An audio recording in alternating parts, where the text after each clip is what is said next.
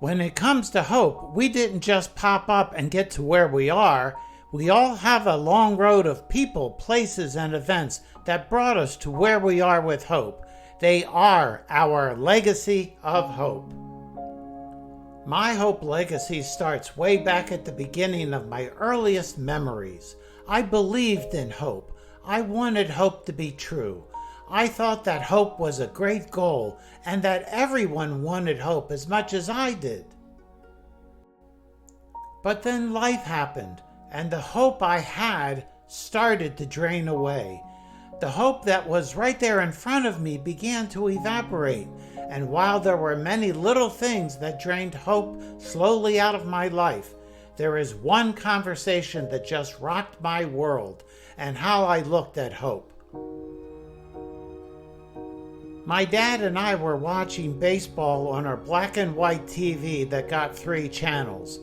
On that summer Saturday afternoon, our Baltimore Orioles were playing against the hated New York Yankees. The Orioles fell behind early and stayed there most of the game. That is, until the Orioles started to catch up to the Yankees. At first, it was 1 run, then another, and with each run, I started jumping up and down more and more, getting louder and more excited with every hit. Eventually, the tying run was on base, and the go-ahead run was at the plate.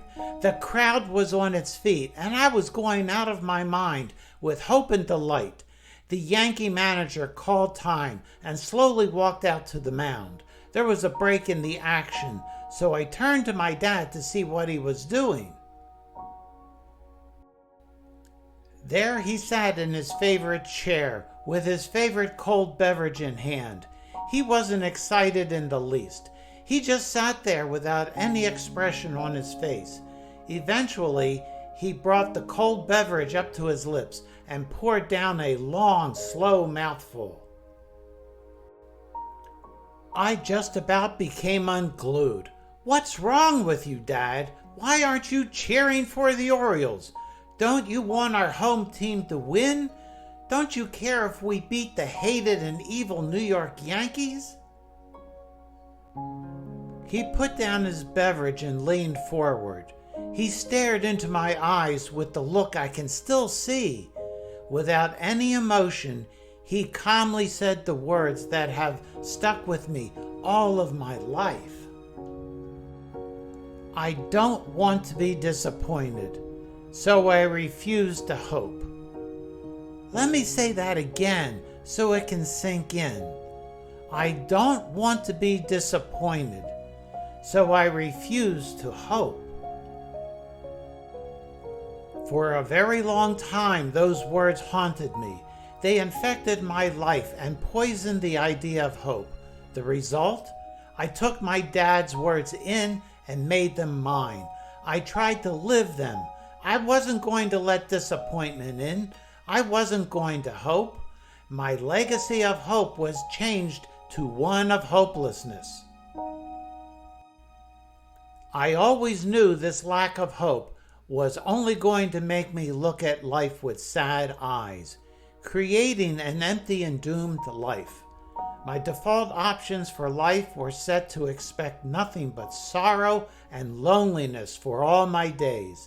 I wanted to believe that there was a better way, but it seemed somewhere out there, somewhere over the rainbow, always out of reach.